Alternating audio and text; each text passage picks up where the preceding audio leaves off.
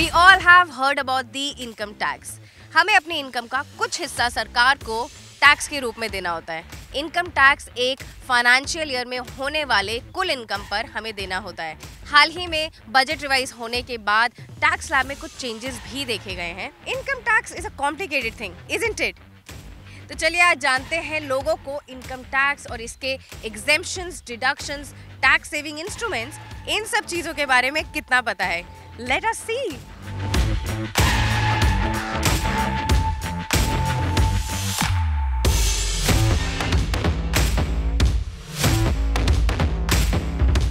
हाय। Hello, hi. आपका क्या नाम है? माय नेम इज़ वर्षा।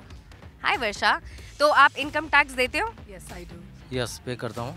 हाँ जी, करता हूँ। पे करते हैं। जी करते हैं। जी करते हैं। आपको पता होगा कि टैक्स पे करने पे सरकार छूट देती है। बिल्कुल देती है मैम। टैक्स में कुछ रिबेट्स जी। हैं जो मिलती हैं और कुछ इन्वेस्टमेंट्स करने के बाद भी छूटें मिलती हैं। हर साल जितना भी टैक्स लगता है तो कुछ सेविंग करने के बाद वो रिफंड मिलता है। जी, जानकारियाँ तो हैं, छूट देती है सरकार जो समय से टैक्स पे करता है। तो हाँ जी, 1.5 लाख पे जो छूट है वो उसको आई नो अबाउट इट। सरकार छूट देती है। आई थिंक 7 लाख तो टैक्स फ्री है और उसके बाद इंश्योरेंस पॉलिसी भी और हाउस लोन और other loans are tax free. Tax saving instrument कौन सा इन्वेस्ट करने के लिए?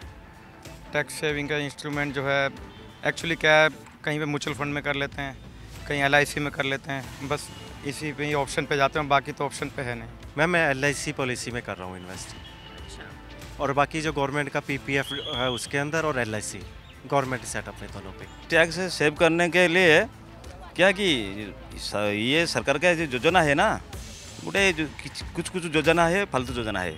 आप कहीं पे इन्वेस्ट करते हो? हाँ, मैं ये म्यूचुअल फंड्स में करता हूँ, LIC में करता हूँ और कुछ स्टॉक मार्केट में इन्वेस्ट करता हूँ। मेरे सेविंग जो है वो PPF में है और जो ELSS वाले म्यूचुअल फंड है उस पर में है। उसके अंदर हमको जो इनकम टैक्स रिबेट मिलता है मैम, इनिशियल पे आई थिंक 5 लाख तक हमको there is no income tax, तो वही रिबेट है ATC के अंदर।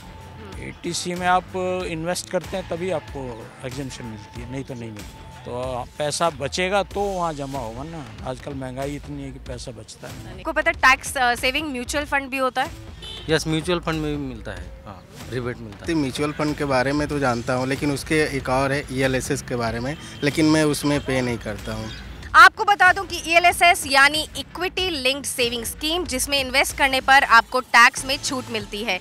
इसमें आपको provident fund, fixed deposit, national saving certificate, इन सब की तुलना में ज्यादा रिटर्न मिलता है। इस पर 3 साल का लॉक इन पीरियड भी होता है। If you want to invest in mutual funds and also want to save tax, then ELSS will be a better investment tool for you, क्योंकि ये एक ऐसा म्यूचुअल फंड है जिसमें 1.5 लाख तक के इन्वेस्टमेंट पर टैक्स नहीं लगता। ऑल्सो एन इम्पॉर्टेंट थिंग कि ये एक तरीके का म्यूचुअल फंड है जो कि बाजार जोखिमों के अधीन है। तो देखा आपने लोग कितने अवेयर हैं इनकम टैक्स को लेके। Let me tell you one very important thing कि न्यू टैक्स रिजीम के अकॉर्डिंग अगर आपकी सैलरी 7 लाख रुपए तो आपको कोई टैक्स देने की जरूरत नहीं है, जो कि पहले 5 लाख थी। ATC में कवर्ड इन्वेस्टमेंट टूल्स में इन्वेस्ट किए जाने वाले अमाउंट पर ही टैक्स पे छूट मिलती है एंड रिटर्न पर उसमें भी long term and short term capital gain के फॉर्म में टैक्स लगते हैं। आई होप ये वीडियो आपको पसंद आई हो और आपके लिए इन्फॉर्मेटिव रही हो।